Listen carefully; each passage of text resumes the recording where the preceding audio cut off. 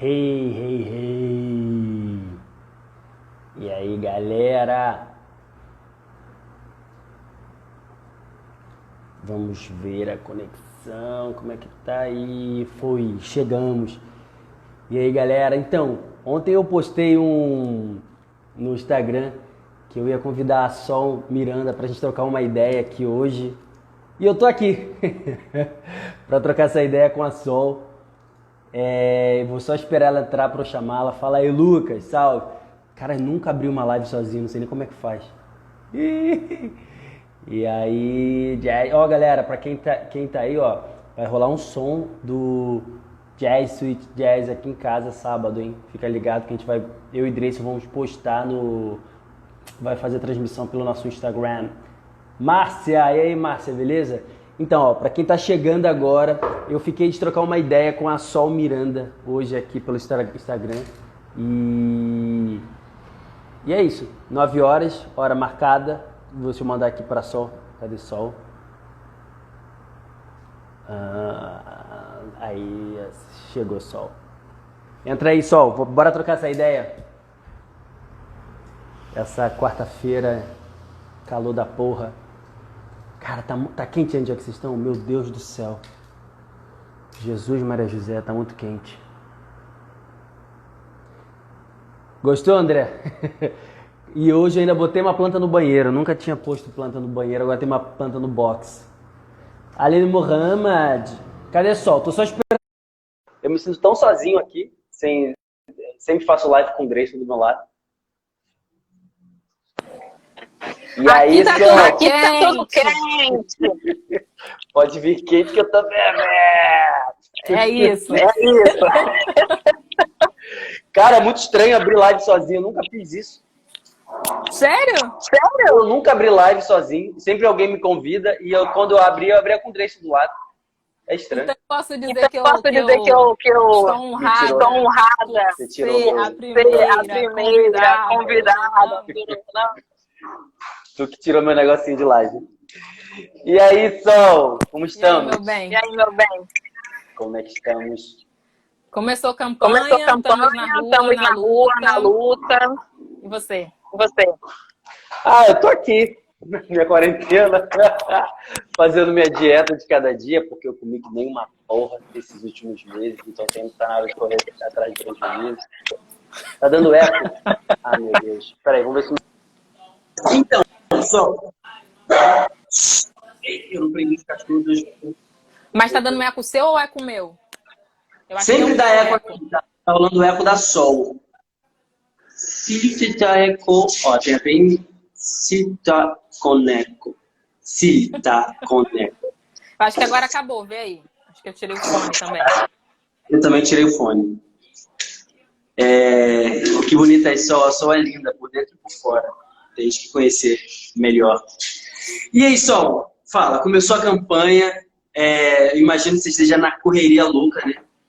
Que agora deve ser insano até as eleições. E aí, eu acho muito importante a gente abrir esse papo, assim, pra gente trocar essa ideia, aproveitar que a gente tem essa plataforma que é a live, né? Que a gente pode ter essa interação, as pessoas podem interagir, perguntar e saber e trocar, ter esse corpo a corpo real, assim. Você que sempre foi uma pessoa muito acessível no ponto de vista de engajamento, né? Na arte. Eu te conheço através do teatro e a gente já fez muita coisa juntos, nossos coletivos, né?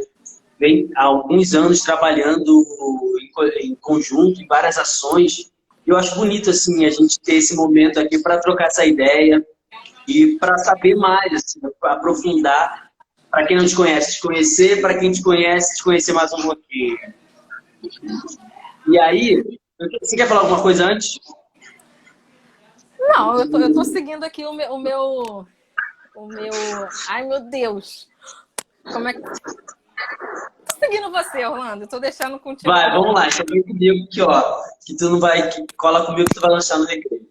Então, eu separei aqui umas perguntas para a gente entender um pouco como é que funciona a máquina, para saber como é que você pensa a respeito, e para a gente trocar essa bola, assim, jogar essa bola. Ou essa Barbie, né? Depende se você gosta de jogar. E aí eu queria saber, assim, que você fizesse assim, um pequeno panorama para a gente assim, sobre como sobre o cenário atual assim, da cultura. Se você pudesse nos posicionar e dizer pra gente como... Tá. Eu acho que a primeira coisa a trazer é que nós, enquanto trabalhadores das artes, não temos um planejamento, um plano que de fato nos assegure enquanto trabalhadores, né? Acho que a cidade do Rio de Janeiro aí é uma cidade que movimenta o PIB, que movimenta a riqueza do país, que movimenta, enfim, muito a partir dos trabalhadores das artes. Então acho que a gente primeiro tem que trazer que o Rio de Janeiro, como essa cidade... Opa, tá dando eco, peraí. Tá me ouvindo? Tá me ouvindo? Eu tô super... Tá. O Rio de Janeiro, como essa cidade que movimenta o cenário artístico, né, que movimenta a sociedade a partir da cultura, ele está extremamente atrasado em relação a muitos outros municípios no quesito de políticas públicas. Nós temos aí, né, a gente já está sem fomento, a gente está sem editais que sejam do âmbito municipal voltados para os fazedores da cultura. Então, nosso cenário é um cenário extremamente delicado e fragilizado. A gente viu aí que durante o período da pandemia, embora tenhamos tido algumas possibilidades de apoio via instância pública, muitos de nós, fazedores, não conseguimos ser contemplados por esses editais, visto que esses editais, eles não contemplam a sociedade de maneira ampla, né? Contemplavam um pequeno número que não chega nem ao que realmente ao número real que temos de trabalhadores das artes. Então, nosso cenário é um cenário que precisa de atenção da instância pública. E aí, trazendo isso, a gente precisa, de fato, entender que essa construção é uma construção a longo prazo, e o fato da gente ter tido projetos que se constituíam a partir de desejos de representantes faz com que nós hoje estejamos assim. Então, nosso cenário foi construído a partir de interlocuções de desejos, obviamente, muito pessoais, mas desejos vindo de parlamentares dentro de construções de representação política, pública, institucional, mas esses processos não foram, de fato, organizados dentro de uma institucionalidade que nos permitiria hoje estarmos com algumas garantias dentro desse processo todo. Então, nosso cenário é frágil, delicado e está literalmente atrasado em relação a muitos outros municípios que também têm esse debate da cultura de maneira efetiva. E é curioso, assim, como o senso comum, às vezes, distancia a cultura do seu cotidiano, né? Muito provavelmente, para quem não consome constantemente, ou acha que não consome constantemente a cultura, acha que cultura é se tivesse uma lista, seria o quinto, o sétimo item dessa lista, que não tem um quê de prioridade, assim. E as pessoas não se tocam que a cultura, ela movimenta muito a economia, né? Para além de você ser artista, para além de você ser o fazedor ali daquele produto, que seja, se a gente for entender a arte como um produto, para facilitar o entendimento, tem todo um entorno que lucra muito com isso, assim. E a gente pensando, por exemplo, São Paulo, né? São Paulo é um lugar que é uma cidade que a cultura ela é muito efervescente e a economia gira muito em torno disso. Então, para quem não é artista também, ela lucra com a cultura e é muito... A gente precisa entender de uma vez por todas o quanto que a cultura ela não só enriquece a nossa alma, o nosso espírito, mas ela também movimenta muito a economia e a gente precisa disso, né? Ainda mais se tratando do Rio de Janeiro, que é uma cidade turística, a gente pode movimentar isso de um ponto de uma forma muito mais potente, né? E todo mundo sai ganhando, né? Você fala disso? Oi, pode continuar, desculpa. Vai, pode falar. Não, porque acho que tem uma coisa que você traz que é importante, que é a falta de conscientização da sociedade em relação à importância da cultura, né? E aí eu acho que tem um debate que precisa ir para a instância pública, Orlando, que existe também um movimento da política institucional de apagar esses processos culturais, porque é sabido que a cultura, ela além de movimentar a economia, além de possibilitar emprego e renda, ela é um instrumento extremamente forte para a conscientização da sociedade em relação aos seus direitos. A cultura também fortalece o nosso aspecto de reflexão sobre aquilo que temos, de fato, como direitos que deveriam ser garantidos pelas instâncias públicas. Então, assim, existe aí um processo de invisibilização do artista, do fazedor das artes, do fazedor cultural, que está muito atrelado a um processo político do poder público de continuar colocando nós, enquanto cidadãos, aquém da política institucional. Enquanto, na verdade, a política institucional, ela é um caminho que está junto com o povo, né? Que deveria estar junto com o povo. Então, o fato da gente não trabalhar essa conscientização possibilita que cada vez mais a política se mantenha como ela está. Então, é também dever do Estado, né, da nação, possibilitar que essa formação e essa conscientização da sociedade seja, de fato, construída no dia a dia. Porque não é à toa que nós estamos afastados desse debate da importância da cultura. Cultura é direito, está na Constituição. Mas o debate, a forma como ela é encarada pelo poder público, faz com que nós não entendamos que ela é fundamental. Se a gente for falar sobre saúde e educação, o fato da saúde e da educação não estarem sendo observadas como deveriam ser pela instância pública, faz com que a gente, por exemplo, não acredite no sistema de saúde, faz com que a gente não acredite no sistema de educação. E aí não faz com que nós, em sua maioria, não reivindiquemos, né? Faz com que a gente tenha a vontade e o desejo de nos afastarmos. O grande desejo popular, né? Eu falo isso como uma pessoa que vem de favela, que vem do subúrbio, é que todo mundo quer trabalhar, todo mundo quer estudar na escola particular. Porque foi colocado pra gente que a escola particular dá melhores condições. Quando, na verdade, o debate deveria ser: a escola pública é a única possibilidade que a gente tem pelo Estado de nos garantir uma formação digna, de reflexão sobre sociedade, sobre os nossos corpos, sobre os nossos direitos. Mas a forma como ela é encarada, a forma como ela é colocada e a forma como é dialogado, essas pessoas que cuidam dessa formação nossa formal, faz com que a gente se afaste. Isso não pode. Então, acho que também é um processo nosso, enquanto pessoas que estão pleiteando esse espaço público, de pensar como que essa política, como que esses parlamentares podem colaborar para a construção de uma sociedade que entenda a cultura como direito, que entenda a importância da cultura. E é muito curioso porque esse prefeito que está aí, né, a primeira coisa que ele fez quando ele entrou em relação à cultura foi cancelar um edital que tinha contemplado uma série de artistas, né, eu quero fomento. Vários artistas foram contemplados, estavam esperando o dinheiro para poder executar o que foi proposto no edital, que eles foram contemplados, enfim, e levaram um calotão. Isso é muito sintomático, né, sobre essa gestão nova que a gente está, né? E aí, depois disso, os teatros são todos sucateados, a gente não tem um mínimo de estrutura. E parece que a gente está falando... Por isso que quando eu comecei a falar, eu falei da economia, né? Porque a gente não está falando do nosso umbigo. Eu não estou falando aqui quanto artista que tá... E eu tenho todo o direito de falar desse lugar, né? Quanto artista e da falta que a máquina pública tem com a gente. Mas é porque... Eu estou falando do ponto de vista do quanto se perde quanto sociedade quando a gente não movimenta a arte, né? O quanto se perde, por exemplo, no Rio de Janeiro, uma cidade turística, que a gente não fortalece a cultura aqui, a gente perde grana, a gente perde uma série de coisas, assim. E aí, esses dias, eu tenho um coletivo, para quem não sabe, chamado Coletivo Preto, a gente fez uma experiência que é a adaptação de um espetáculo infantil que a gente tem para as novas plataformas, enfim, para o teatro online, que a gente está entendendo ainda o que é, qual é o nome. E aí, eu queria te fazer uma pergunta, assim, como é que, para você, a cultura e a infância se conectam? Assim? Como é que você vê isso e como é que você traz isso? Eu vou falar também a partir de um entendimento sobre a importância da educação, né?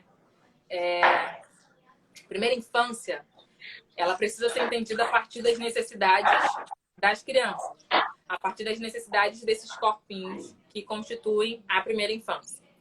Uma criança, ela é pertencente ao aspecto cultural. Toda criança nasce dentro de um contexto cultural. Toda criança nasce dentro de um contexto socioeconômico. Toda criança carrega em si as vivências que ela estabelece com aqueles corpos que estão contribuindo na construção da sua identidade. A criança, ela precisa ser entendida como um ser que está em ativa construção dela mesma e em ativa construção de sociedade. A gente aprende muito com as crianças. Isso é algo que a gente precisa sempre botar. A criança não é um mini adulto. A criança é um ser que está em construção e que nos ajuda, muitas das vezes, a observar o mundo a partir de um outro prisma, que é sobre aquelas necessidades. Então, eu acho que, primeiramente, é entender que a criança está construindo culturalmente a sua identidade, também ajudando a reformular novos olhares para aquele determinado território, para aquela determinada família. Então, a criança ela precisa ser entendida como um ser em construção e em colaboração. E aí, conexão de criança com cultura é exatamente sobre essa possibilidade que a cultura tem, né? Porque cultura, a gente tem um aspecto aí das artes, né? Como dos segmentos mais pautados na cultura, mas a cultura está muito ligada aos hábitos, às vivências, às crenças, ao que se acredita naquele determinado núcleo, seja ele núcleo territorial, núcleo familiar, núcleo religioso, enfim. Então, ela está dentro dessa construção, ela faz parte dessa construção. Ela faz parte desse processo. Então, tá super ligado porque a cultura faz parte de nós. A gente cresce culturalmente, né? Uhum. E aí, eu acho que... Fala, dá o papo. Fala. Não, vai lá. É porque eu ia entrar na questão da educação. E aí, eu acho que a gente precisa ter esse olhar para a educação a partir desse corpo, que é sabendo que a criança ela está num processo de construção e essa construção passa por um processo de formação formal e também informal, a gente precisa olhar também para as pessoas que colaboram para a construção dessa criança. A Gabi Mendonça, que é uma professora de uma escola, eu sempre gosto de trazer o exemplo dela, ela me disse uma frase uma vez que ficou muito dentro de mim, que é: quem cuida de quem cuida. As crianças estão sendo diariamente cuidadas por outros corpos que não são das suas mães e seus familiares quando estão dentro do espaço educacional. Então, é preciso ter um olhar para essas pessoas que cuidam dessas nossas crianças, que são o futuro da geração. Então, é preciso também ter um olhar para quê? E aí, quando eu falo de aspecto cultural em relação à educação, existe a formação formal ali da sala de aula, que é construída dentro, né, do contexto pedagógico, mas existe também a construção que é feita na relação interpessoal da criança com os outros fazedores educacionais que estão no dia a dia. Eu falo das merendeiras, falo da galera que trabalha com serviços gerais, falo da equipe pedagógica de maneira geral e das outras crianças que estão em articulação com aquela criança.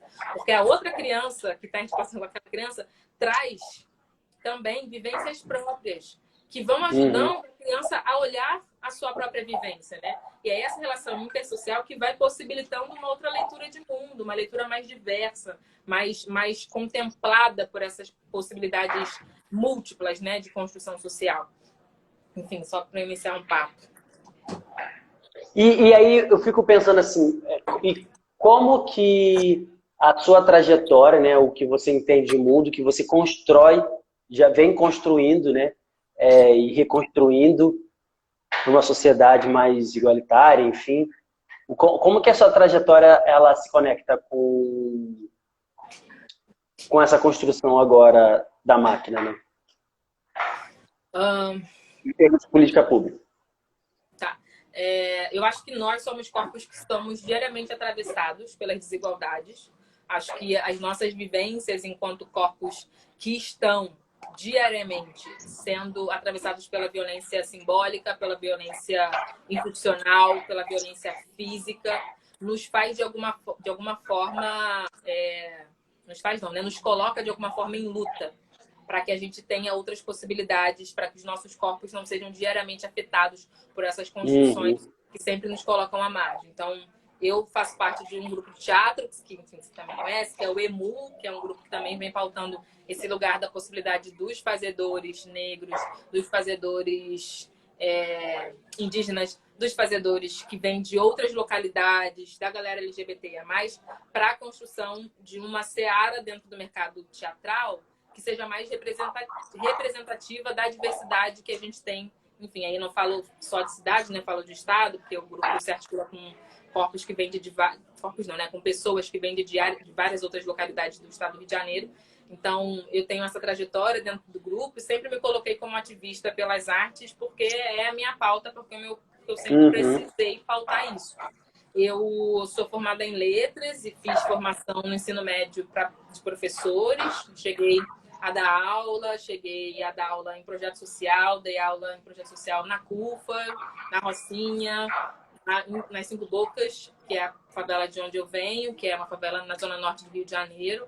Então, sempre estive nesse processo pedagógico muito com crianças também, porque, enfim, vem da minha licenciatura, né, da minha formação. E sempre entendi que a gente precisava fazer nesses processos uma outra construção de olhar, né, que realmente possibilitasse que aquelas crianças tivessem, talvez, uma construção de identidade um pouco diferente da minha. Eu cresci numa construção de formação formal que não me possibilitou olhar para esse imaginário coletivo da minha realidade territorial como potência. Eu sempre olhei as outras localidades, os outros territórios, tudo aquilo que não vinha de mim como potência e o que vinha de mim como impossível, como algo que eu não deveria me orgulhar. Então, como que nós podemos fazer com que outras crianças tenham essa possibilidade de olhar para si como potência? Que nossos corpos são potência, que nossos territórios são potência. Então, esse meu processo de ativismo sempre foi para esse lugar para que tivesse essa construção e esse olhar a partir das vivências próprias, né? E eu acho que é a partir desse corpo que é atravessado diariamente pelas desigualdades que eu me coloco, e é a partir desse corpo que eu entendo que, de alguma forma, eu falo nós porque é uma candidatura coletiva e colaborativa, nós estaremos sensíveis e abertos para um diálogo para que realmente represente a sociedade na sua diversidade. Porque se lutarmos por uma sociedade realmente igualitária, estaremos lutando também pelos nossos, por nós, por essas crianças que fazem parte dos nossos corpos, né? Por essas crianças que estão aí pleiteando sociedade. Se estamos em construção de representatividade pelo poder público, estamos pensando para que essas construções sejam a longo prazo, para que não sejam só questões emergenciais para os momentos de agora, que sejam também para sanar questões do agora, mas que sejam construções para que no futuro o meu filho, por exemplo, não precise pautar o que eu estou faltando hoje em 2020. Então, acho que é por isso que eu estou entrando nessa construção política, para possibilitar uma construção de sociedade melhor para que a gente consiga viver e não sobreviver em qualquer área que a gente decida escolher para as nossas vidas. E é muito curioso isso, você falar de se ver como potência, né? De se entender como potência e não como o contrário, né? A gente é construído dessa forma, e, às vezes explicitamente, muitas vezes inconscientemente, e é muito curioso porque eu vejo isso em muita gente, e eu posso dizer que comigo também, assim, conheço muita gente, inclusive eu, que o pulo do gato na vida foi quando se entendeu como potência, e em todos os aspectos, né? Assim, eu acho que é importante a gente refletir sobre isso, porque às vezes uma forma como você lida com a sua família, que é uma coisa específica, né? Uma dinâmica que você tem, assim, de bairro, de rua, isso é uma potência, e se a gente usar isso para o nosso dia a dia, se a gente se apropriar do que a gente já sabe, do que a gente já faz, das nossas expertises diárias, cara, a gente vira um ser único num lugar de potência, né? A gente cria uma força que não tem lugar nenhum. Porque só você tem aquela vivência, só você tem aquela construção, só você que tem aquilo. E é muito interessante, você falou, eu dei aula durante um tempo, né? Dei aula de circo, em alguns projetos, assim, dei muito, durante alguns anos, assim. E a pessoa que era, tipo, a chefe, né? Ela era super rígida e ela falava: disciplina, Orlando, eu quero que você discipline os alunos, porque ninguém aqui vai virar circense. Eu quero que eles aprendam a ter disciplina. E que faz sentido, porque no circo você precisa ter disciplina. Porque a gente está lidando com o seu corpo. Você pode se machucar de verdade, você tem que ter disciplina, equilíbrio. Tem que conseguir manter uma conexão, o seu corpo, a sua atenção, tudo ali. Então, para mim, era ok. E no primeiro ano, eu era, tipo assim... Sabe Loucademia de Polícia, o Tackleberry? Não tinha um... Eu era, tipo, super disciplinado. Eu fazia. Eu já tenho uma verve já mais enérgica. Então, para mim, aquilo ali era, tipo... E a minha formação tinha sido assim, né? E aí, no segundo ano, eu não lembro por quê. Eu não sei se eu li algum livro ou algum curso, alguma coisa nesse sentido, que eu mudei a abordagem. Eu parei de ser o professor que brigava, o professor que, tipo, tirava de sala, porque tinha isso, né? Era sempre através da coagir. Eu estava... coação, é isso. através da coação. Não é coação estranho falar? Coerção. Qual é? Coerção. Enfim, sempre nesse lugar de ficar coagindo os alunos. E aí eu lembro uma vez que teve uma aluna que ela falou um palavrão muito grande na aula, assim, tipo, vai. E era uma menina muito pequenininha, devia ter uns 5 anos. Ela tinha aquela vozinha de, sabe, de esquilo, que ainda não...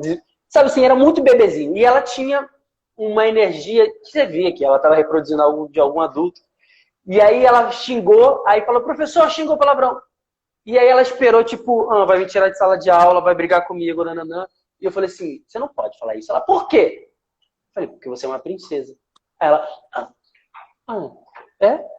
E assim, eu vi ali, cara, que eu ganhei a turma inteira. Eu vi ali que ela não soube lidar com o elogio naquele momento. Porque eu acho que a gente vive, né, essa coisa, a violência, uma sequência de tipos de violência diários, assim.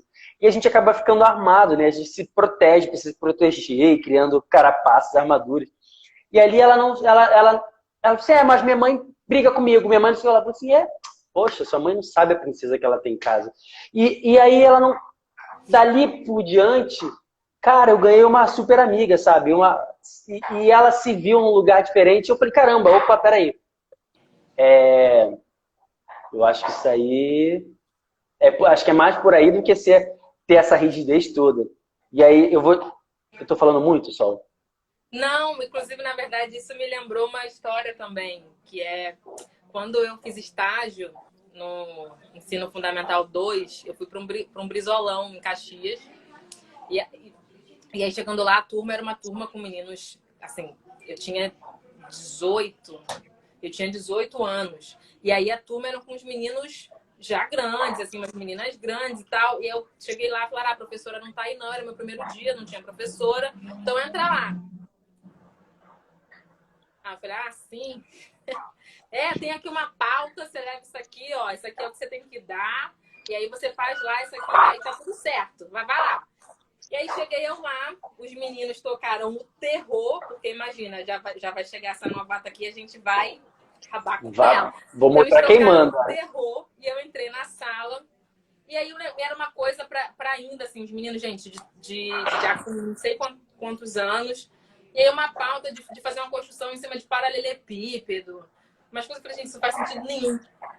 E aí eles sabiam que tinha um grupinho, assim, do fundo, que tava fervoroso, aí tacaram uma bola, assim, de papel, aí eu peguei uma bola e taquei de volta.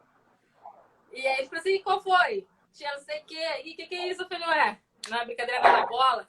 E aí a gente começou a fazer uma coisa de uma guerra. Eu falei, vamos escrever umas palavras aqui nisso. E aí a gente fez um jogo que é um jogo de teatro. E aí a gente tinha que tacar a bola do papel.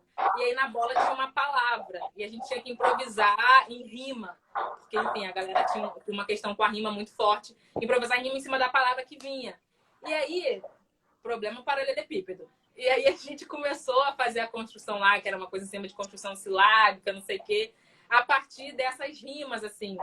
E foi uma experiência muito boa, obviamente que eu tava tremendo, eu não sabia o que fazer. Acho que o improviso do teatro dá pra gente, às vezes, né, algumas possibilidades de entendimento dentro dessas construções. E foi muito importante pra mim, assim, né? Porque eu falei, cara, como que, obviamente, eu não dominava todo o conteúdo ali, eu estava também aprendendo, mas como que eu poderia, de alguma forma, tentar entrar nesse aspecto junto, né? Que foi num outro lugar, de tentar estar no movimento deles, e que é justamente isso que você falou, não é repressão, não é reprimir. É como que você entra numa construção junto, seja elogiando, como você fez com ela, trazendo para ela, né, esse lugar de imaginário, de uma princesa, de uma realeza ali para aquela construção. Então você está num reinado, ou trazendo essa possibilidade também de jogar junto com a galera, né? De jogar junto e entender que somos humanos. Que a gente não se afasta do processo pedagógico. Isso que você fala da potência, eu acho que é muito incrível, assim. A gente que estuda teatro, né? Tem essa coisa de teatro meio besta, às vezes, né? Aí coisa clássica, aí você estuda filósofo, aí você vai se distanciando cada vez mais do seu cotidiano, da manifestação artística que você já convive diariamente, assim. E aí, por exemplo, o funk, né? Durante um tempo a gente criou um abismo entre a produção artística que o funk promove, sabe? As revoluções que ele faz, a criatividade que tem nesse movimento em prol de uma coisa que é super distante da nossa. Eu lembro que uma vez, numa das aulas, tinha um aluno que, assim, a professora sempre quando eu chegava, as professoras achavam que era um alívio, né? Que, professor de circo. Aí vai lá, vou ter uma hora de descanso. E aí ela falou assim, olha, aquele aluno ali é terrível, tá? Qualquer coisa, bota ele pra fora, porque ele vai dar problema. Gente, ela era um dos alunos mais geniais que ela tinha. Ele começou a fazer uma parada de rítmica no corpo, que assim, eu falei, cara, esse cara, assim, ele é um gênio, sabe? Ele tá fazendo uma coisa que é super difícil, uma criança. E aí eu parei minha aula e fui na dele, e comecei a criar, eu queria uma coreografia, eu saí completamente da minha aula. Mas eu falei, cara, você é muito bom. E de novo isso, assim, como que a gente desperdiça essas nossas potências, né? Ele não sabia lidar também, ele falou, cara, eu sou bom. Ele, acho que diariamente, ele era visto como o aluno problema. Então ele se colocou nesse lugar, eu sou o aluno problema. E aí chegou eu lá e falo, cara, não, você é genial. Eu elogiei ele com coisas e era sincera, que eu acho que ele nunca teve contato assim com ele, né? Era sempre ele era o pior aluno da turma, tinha o melhor aluno da turma, era sempre o outro, não ele. E depois disso, o nível de engajamento, e até as professoras, elas falaram assim, o que você fez? Eu falei, nada. Eu lidei com ele, sabe? Com tem de potência, assim. E eu acho muito interessante, assim, a gente... É claro que essa conversa aqui é para falar sobre isso também, mas é para falar para além disso. Mas eu acho muito importante a gente ter esse olhar mais humanizado, né, das nossas vivências, né? E entender... É aquilo que, assim, eu vou voltar de novo para não sair muito do que a gente está trazendo, assim. Pensar a cultura como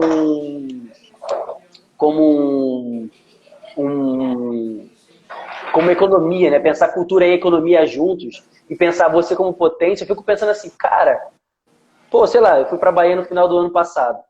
Cara, eu comi nos lugares incríveis e era tipo completamente fora de como é que diz? Quando não é no lugar... Era entendi. Tipo, eu consumi várias, não só a gastronomia, mas artística, enfim, coisas que eram off, que era fora do circuito oficial, e era incrível. Eu fico pensando assim, cara, aqui no Rio, imagina, cara, como seria incrível se houvesse, sei lá, um circuito de comida de favela, sabe? Você vai pra... Tem várias pessoas que cozinham muito lá e, tipo, tem muita música, tem muito... e pra quem é de fora, isso é incrível, e é incrível, até pra quem é de dentro. Mas a gente explora pouco esse potencial, sabe? Mas, assim, voltando... Posso só te acrescentar uma coisa aqui em torno da sua fala anterior? Tá dando eco, não, né? Porque eu voltei com fone. Não, né? Tá. Quando você falou sobre a sua aula de circo, né? Que muitas das vezes as pessoas falavam assim, lá vem o professor do circo. Não.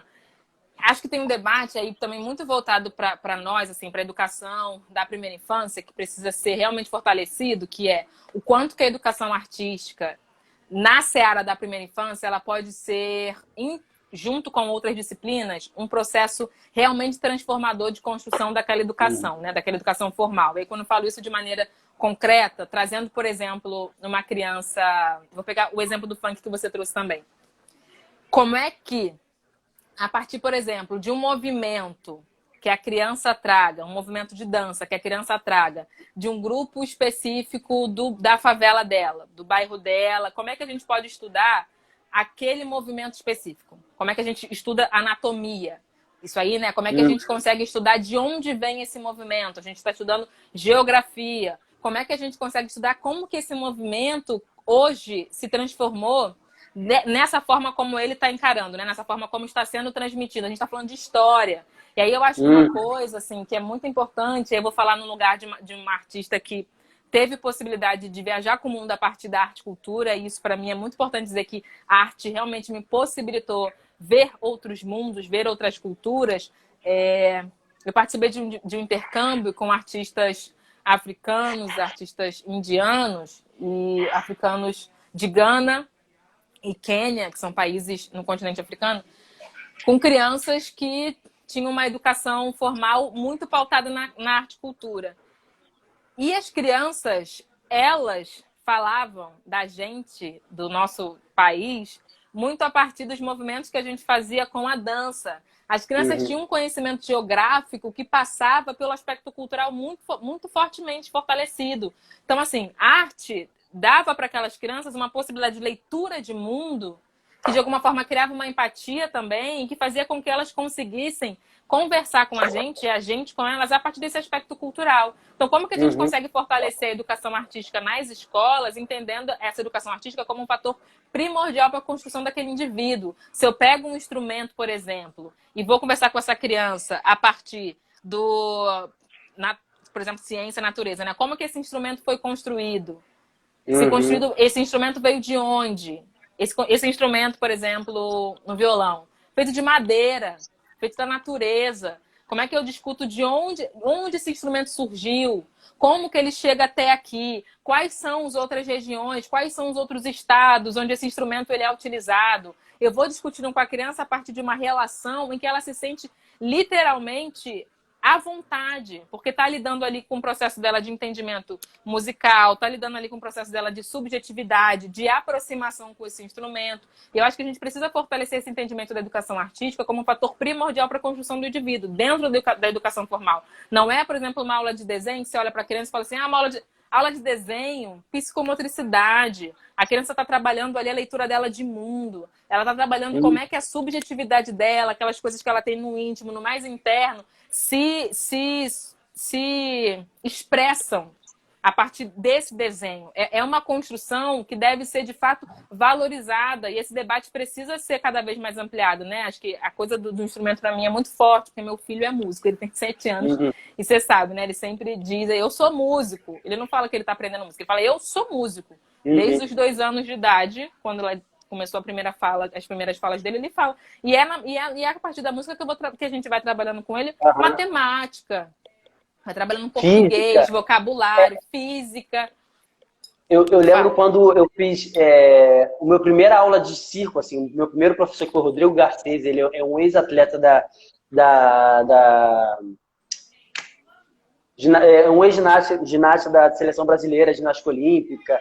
E assim, ele usava muito a física do circo. E é muito louco, assim, quando tipo dá aquele plim, que no segundo grau eu estudava física. A física era uma coisa extremamente chata, que eu não via aplicabilidade na vida, era uma coisa assim. E aí, de repente, ele fala de vetor, de tempo, de isso.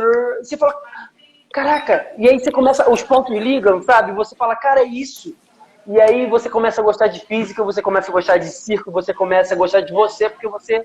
a gente gosta de saber que a gente sabe, né? De sentir especial nesse sentido de, tipo, cara, eu sei, eu não sou burro. Porque tem isso, né? Essa coisa da autoestima, né? Você, no segundo grau, muita gente tem autoestima intelectual muito rebaixada, né? São fórmulas, são coisas que se você não entende uma lógica, uma aplicabilidade na sua vida, isso fica muito distante. E tem, assim, é muito interessante. Aí pegar um gancho, né? Eu, numa época, estava fazendo aula de luta. E aí o professor estava apresentando, chegou uma aluna nova, é médica. Aí apresentou uma outra aluna que era médica. Ela também é médica. Eu falei, médica? Caramba. Cara, a menina não tinha coordenação motora. Uma coisa assim, tipo, ela não conseguia coordenar o braço e a perna. E eu fiquei pensando assim, eu falei, cara, como é que são as coisas, né? Muito para ela ser médica, ela exercitou muito o intelecto, né? Estudou muito. Mas também ela só é uma cabeça, ela não é um corpo, né?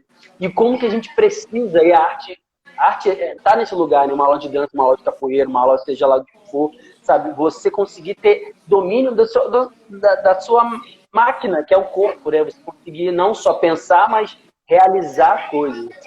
Eu acho que a arte, ela é fundamental, né? E é importante que a gente desmistifique a arte, para além desses sensos comuns que são limitantes. Estabelecidos, né? Sim.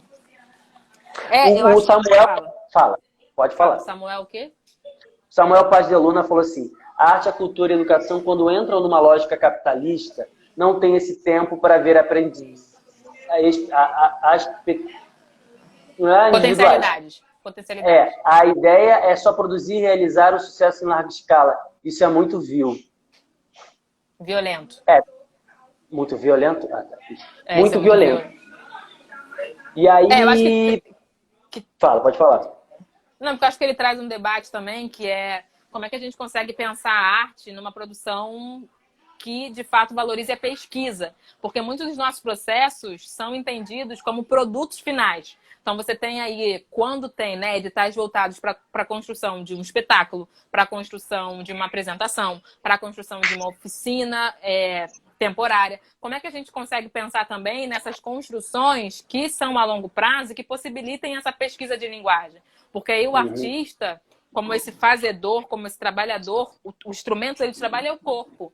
E assim como qualquer outra profissão, o trabalho precisa ser mantido e precisa estar em construção diária. Porque se a gente oferece um serviço à sociedade, todo mundo gosta de assistir bons profissionais fazendo com qualidade os seus serviços, né? A gente precisa, então, ter incentivo para que esse aprendizado seja contínuo, para que a pesquisa seja realmente entendida como um processo de construção social extremamente importante para a formação da sociedade, enfim, já que a arte é também essa possibilidade de diálogo entre sociedade e, enfim, na verdade, esse espaço de diálogo da sociedade. E aí, falando até sobre esse aspecto de entender esse processo de pesquisa, como é que a gente consegue pensar na valorização dos projetos, e aí, voltando um pouco para a questão infantil, né, para os projetos voltados para o público infantil. Entendendo que o público infantil, e aí eu acho que isso é fundamental a gente falar sobre, né, porque a criança, na nossa construção que a gente tem social, ela não vai ao teatro sozinha. Ela vai com um adulto. A gente tem poucos projetos que consigam abraçar essa ideia de uma criação de autonomia da criança desde de tenra idade. Então, geralmente, as crianças são acompanhadas. Então, e aí o Boquinha é um projeto para mim muito especial, né? Porque você está falando de diversidade religiosa. Talvez muitas pessoas tiveram contato primeiro com essa possibilidade de discurso de diversidade religiosa porque levaram seus filhos para assistir ao seu espetáculo, por exemplo. Eu acho que tem um debate aí importante e, obviamente, pensando que os espetáculos infantis, os processos artísticos e culturais infantis precisam pautar a primeira infância, né? Então precisam ser construídos para a criança e não para os adultos, mas a gente entende também que é a partir dessa linguagem, que não é uma linguagem que olha a criança como um ser inapropriado, como um ser que não tem possibilidade de construção, né? Que olha para a criança falando, a criança tem possibilidade de entendimento do que a gente está fazendo e por isso façamos um projeto inteligente, porque a criança é inteligente. Então, nesses projetos que realmente olham para a criança como esse ser que está em construção, né, como esse ser que tem inteligência suficiente para entender aquela mensagem, o adulto também está sendo contemplado. E está sendo contemplado tendo a criança em primeiro lugar. Então, como é que a gente também consegue fazer um projeto de sociedade que realmente valorize a possibilidade de projetos voltados para a primeira infância, voltados para a educação, entendendo que quanto mais projetos voltados para a primeira infância, mais a gente está também fortalecendo essa construção e esse diálogo que você trouxe lá no início da conversa, que é como é que a gente consegue debater com a sociedade a importância da cultura e da arte. Se essa construção vier desde pequeno, se essa construção vier desde o momento em que a criança está construindo a sua identidade, né, que a pessoa está construindo a sua identidade, isso vai ser muito mais orgânico no futuro. Como a gente sabe, como as crianças que têm esse acesso e essa disponibilidade de estar em contato diário com a cultura, com a arte, como que elas crescem mais entendidas da responsabilidade que elas têm com as artes e da responsabilidade que a arte tem sobre a sociedade, porque você vai construindo isso ao longo do caminho. Então, né, como é que a gente consegue pensar, até mesmo nos nossos projetos individuais, a importância que a criança tem, até para esse debate social se tornar cada vez mais fortalecido. Enfim, queria só trazer esse adendo. Meu filho está me chamando. E os meus aqui, ó, os meus filhos são 2 cachorros, estão aqui. Dá pra ouvir eles? Porque eles estão aqui numa farra. Não, dava pra ouvir os latidos de vez em quando, mas isso é ótimo. E é isso, você falou sobre criança não vai ao teatro sozinha, né? E é muito importante quando a arte ela tá engajada com a família também, né? Por mais que seja um espetáculo infantil, e eu acho que esse termo ele é apropriado, mas ele carrega muito estigma negativo, né? Teatrinho, nananã, E não, assim, e eu vou usar eu não quero ser autorreferente, mas eu vou usar o Boquinha como exemplo, assim, o Lázaro Ramos, ele escreveu e dirigiu, junto com a Suzana Nascimento, o espetáculo, e na escrita dele ele falava, a gente entendeu que o Boquinha era uma peça para o pai, quando sair do teatro, o pai conversar com o filho. Não era uma peça que você vai lá você se desliga do filho, dos seus filhos e depois acabou a peça. Não.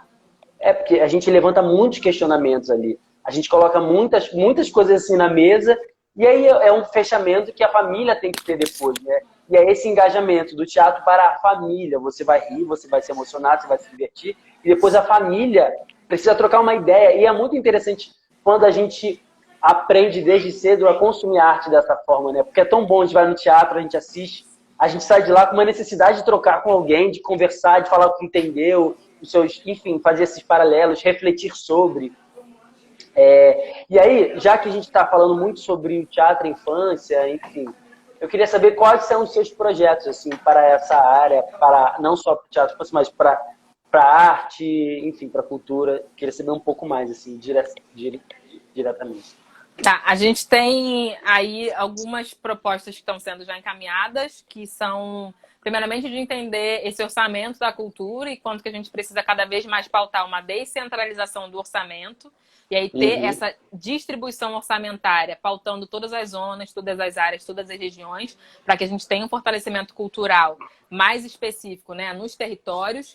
E aí dentro desses territórios entender também que os próprios bairros, por exemplo, têm especificidades. Os bairros que a gente tem, por exemplo, na Zona Sul e no centro da cidade, são bairros que agregam muitas favelas, muitas comunidades. E como é que a gente consegue pensar também a partir das especificidades desses territórios específicos. Então aí pautar também as favelas, pautar os territórios que geralmente estão que são considerados à margem, né, da sociedade. Então, esse é um processo e é, obviamente, tentar entender como é que dentro dessas pautas a gente consegue colocar eixos temáticos, né, dentro dos editais possíveis. Enfim, como é que a gente consegue pautar os eixos temáticos. E quando eu falo de eixo temático, é também falando sobre a possibilidade e a importância do teatro infantil, por exemplo, que tem que ser pautado a partir da sua significância, a partir da sua importância de construção social. E aí que, de fato, a gente construa esses projetos a partir desse entendimento da primeira infância como articuladora, como, enfim, como é que a gente consegue, por exemplo, estar mais abertos a escutar as necessidades das crianças. É um processo que a gente precisa pensar. A gente viu aí nesse boom de rede social o quanto que as crianças se colocaram, com vários debates sobre isso, né, obviamente, mas como é que a gente também consegue fazer uma associação melhor com a escola para entender, de fato, essas necessidades que as crianças estão colocando. Porque são necessidades delas, de corpos que estão em construção, e essa construção precisa ser entendida também. E aí, especificamente, voltando para a questão das pautas do teatro, como é que a gente também consegue pautar, como é que a gente, uma das propostas é para a gente tenha, de fato, uma fiscalização em relação aos equipamentos culturais, para que a manutenção seja eficaz, para que esses espaços estejam preparados para receber os artistas, os trabalhadores e também a sociedade, o público.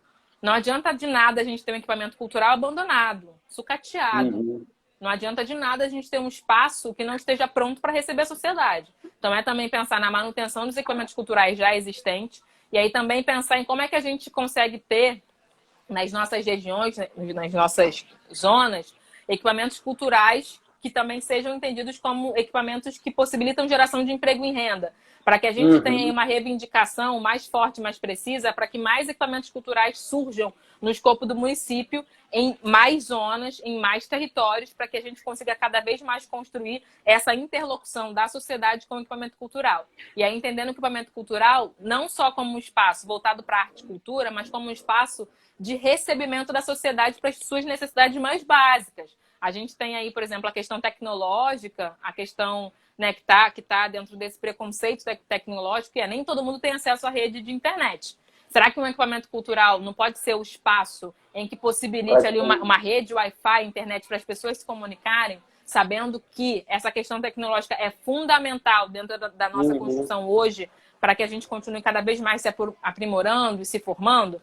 Então, o equipamento cultural começa a espaço até mesmo também da necessidade básica que eu digo fornecimento da água gratuita, a possibilidade de a pessoa usar um banheiro gratuito. E se a gente pensa nesse espaço como esse lugar para receber essas pessoas que muitas das vezes não têm onde, por exemplo, realizar sua necessidade básica, que é usar um banheiro, a gente está pensando em saúde. A gente está pensando em saneamento básico. A gente está pensando numa construção que entenda o equipamento como esse lugar em que as pessoas podem usar como um lugar de segurança mesmo. E aí outra coisa é como é que a gente consegue fazer uma ocupação, e aí entendendo os artistas de rua, os profissionais da rua, como trabalhadores que também constroem essa cidade. Quando eu digo ocupação, ocupação dos espaços públicos, para que a gente tenha em determinados espaços, né, a possibilidade de receber esses artistas. Como é que a gente constrói, por exemplo, palcos públicos, para que esses artistas tenham lugares seguros para poder fazerem suas artes. Essa é uma discussão longa, porque lida com diversas questões orçamentárias. E é importante dizer que, no escopo da vereança, a gente não pode prometer nada. A gente está aqui em luta para que essas propostas sejam validadas. Então, isso aqui são propostas que a gente está pensando na construção para pautar e para reivindicar por elas, mas a gente não pode prometer. Acho que isso é muito importante dizer, porque também existe uma popularização de muitas pessoas que se colocam nesse espaço de representação de prometer coisa para a sociedade, para conseguir voto. E não é sobre isso, é sobre as pautas que a gente precisa reivindicar, né? Então, e também, assim, esse espaço de possibilidade de ocupação artística nos lugares públicos, né, também gera ali uma construção que é de segurança pública. Segurança pública está no escopo do Estado, não é muito no escopo do município, que é onde a vereança, os vereadores estão lutando. Mas é uma pauta que a gente pode, de alguma forma, se associar, né? A Guarda Municipal. Então, tem coisas ali que a gente pode pautar em relação à segurança, porque um espaço que ele é ocupado organicamente, ele é um espaço que, de alguma forma, traz também uma segurança maior para as pessoas que estão naquele espaço. Uma localidade, um bairro com equipamentos culturais, com espaços voltados para a cultura, é também uma localidade que vai, de alguma forma, estar mais assegurada no quesito de segurança pública, né? Uma rua iluminada, que tem ali, enfim, né, as pessoas ocupando, e pensar em ocupação orgânica é muito importante, porque é a ideia das pessoas entenderem a importância daquele espaço, ocuparem aquele espaço, estarem naquele espaço como pessoas que constroem aquele território, que constroem aquele espaço público e que, de fato, estão tendo os seus impostos valorizados. Porque o que a gente quer é também poder andar livremente nas ruas, né? Poder também ocupar os nossos espaços com segurança. E é sobre isso. Então, essa ocupação dos equipamentos, essa ocupação pública, cultural, a manutenção dos equipamentos culturais já existentes, a ideia também de ocupação dos espaços culturais a partir de agentes locais, entendendo que os agentes que moram naquele território são pessoas propícias para entender as necessidades das pessoas que moram naquele território com aquele equipamento cultural. Isso também amplia o diálogo daquelas pessoas com o equipamento, porque se eu tenho uma pessoa que conhece o território, que sabe falar bem daquele território, que sabe dizer, olha, podemos fazer nesse território aqui essa e essa tal atividade, porque essas atividades vão contemplar esse grupo que mora aqui, a gente vai estar fazendo uma associação que é fundamental, que é o espaço está aberto e precisa estar aberto para receber vocês, nós, corpos que pertencem a esse território. Então, a ideia de ter agentes locais ela é fundamental para as ocupações dos equipamentos culturais já existentes, os que virão acontecer. Então, também essa é uma ideia de fortalecer essas entradas, essas iniciativas. Também uma outra pauta que é fundamental, que é o investimento de projetos que contemplem a inserção de novos grupos e novos coletivos. O que eu estou querendo dizer com isso? A gente tem aí uma construção que, de alguma forma, possibilita que alguns grupos, alguns coletivos e algumas representações, representantes e pessoas continuem seus processos, né? Embora esteja tudo sucateado no Rio de Janeiro, embora esteja tudo uma loucura, ainda assim temos algumas micropolíticas que possibilitam que os mesmos corpos continuem em processo. É importante que esses mesmos corpos continuem em processos? Sim, é fundamental, porque, de novo, é sobre pesquisa, é sobre aprimoramento. Mas também precisa ter um investimento dos novos grupos, dos novos coletivos, dos novos fazedores, para que eles também, até com seus novos processos, com seus novos olhares, mudem um pouco também os olhares que estão sendo construídos há anos, né? Se a gente também pensa aí que precisa ter inserção desses novos grupos, a gente também está fazendo um processo de renovação. E esses processos podem ser entendidos também como processos de intercâmbio, com grupos e coletivos que já têm estrada e que podem também possibilitar, a partir dos seus olhares, trabalhos que sejam também construídos dentro de trajetórias, né? Que pensem ali na qualidade e que estejam, obviamente, assegurados de uma construção que vai pautar todas as demandas que, historicamente, a gente já tem. Então, a inserção de novos coletivos e grupos, a permanência da pesquisa continuada também são pautas. Acho que, basicamente, são essas, a priori, que estão muito em torno do debate da descentralização do orçamento, né? Que é distribuição de renda.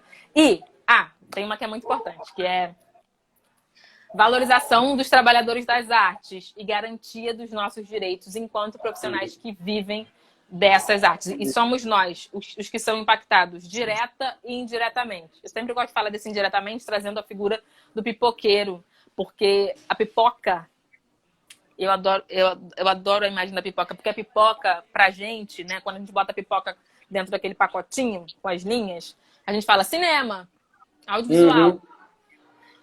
E a gente precisa olhar para a pipoca como um produto, como que foi feito por um trabalhador ou uma trabalhadora. Então, em volta da imagem da pipoca, tem trabalho, tem geração de emprego e renda, tem uma família sendo sustentada por aquilo ali. Então, assim, são pessoas que são impactadas indiretamente por esse processo da cultura e que também a gente precisa pautá-las. São os ambulantes que estão na construção diária, né? Que estão aí o tempo inteiro. Se a gente sabe, por exemplo, no carnaval, todo mundo sabe, quer achar bloco, você faz o quê? Segue os ambulantes. Vai atrás do ambulante. Todo mundo sabe disso. Então, assim, os ambulantes também são pessoas que estão sendo impactadas aí diariamente pelo processo cultural. Eles estão nas rodas de samba, nas rodas nos eventos de economia criativa. Então, como é que a gente consegue olhar para esses trabalhadores autônomos, que muitas das vezes são invisibilizados também pelo processo? Mas eles são parte fundamental da construção da cultura, assim, né? Como esse processo que você fala é relacionado à economia. Então, é olhar também para nós como trabalhadores e falar, somos trabalhadores, precisamos garantir os direitos da classe trabalhadora. Essas são as pautas principais. Ai, maravilha. Poxa, só eu adorei trocar essa ideia com você. Eu acho importante a gente estar engajado, né? Nesse lugar de... Enfim, a gente se propõe a construir uma sociedade justa, igual...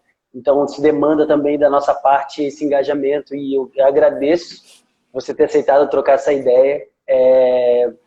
Obrigado por você estar aqui. Eu queria saber se você tem alguma coisa, você quer fazer um fechamento, quer dizer mais alguma coisa.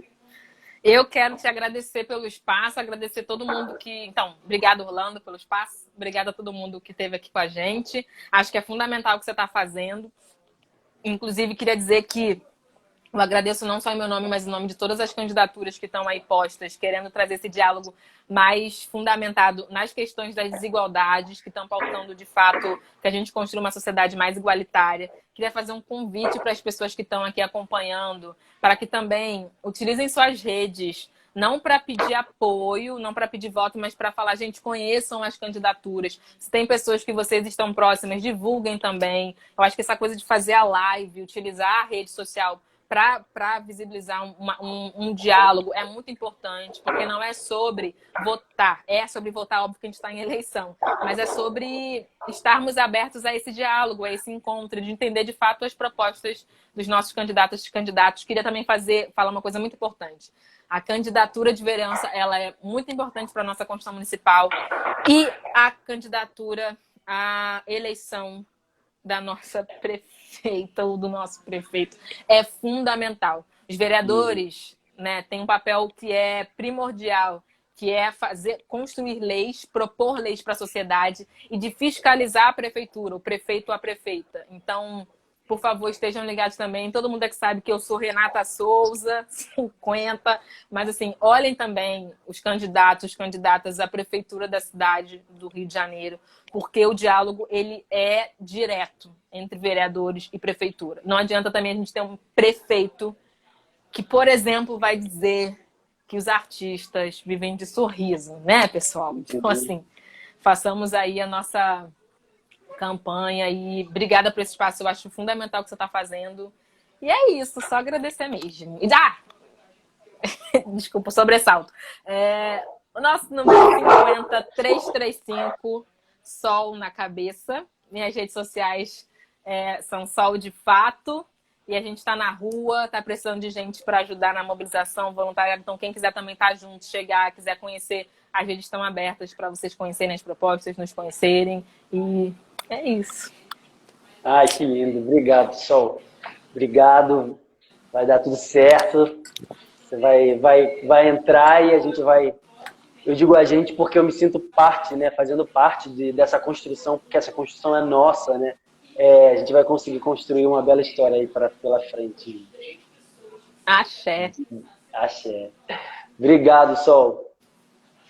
Obrigada. Beijo. Beijo, tchau. Tchau.